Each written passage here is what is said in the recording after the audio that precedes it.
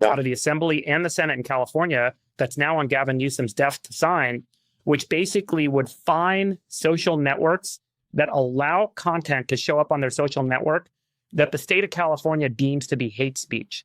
And so whatever language or terms the state of California calls hate speech, and you could see how this could become a very slippery slope very fast, they can now fine a social media company millions of dollars, which in and of itself could actually propagate a whole new censorship regime where people that are using certain terms that in that era are considered bad terms or hate speech terms, they're afraid that they don't want to get fined tens of millions of dollars. So they block all that content. And I do think that if this gets signed by Governor Newsom, it could trigger a whole new kind of censorship battle in the months and years ahead. I think the bill you're referring to is SB 771, and it is an EU style suppression of quote unquote hate speech on social networks.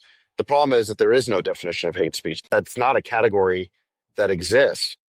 It's just whatever the people in power say it is. And so there is no constitutional exception for hate speech under the First Amendment. And it's a very slippery slope that offensive content suddenly can get wrapped up and be called hate speech. And then the government starts to tell us all what we are and aren't allowed to say.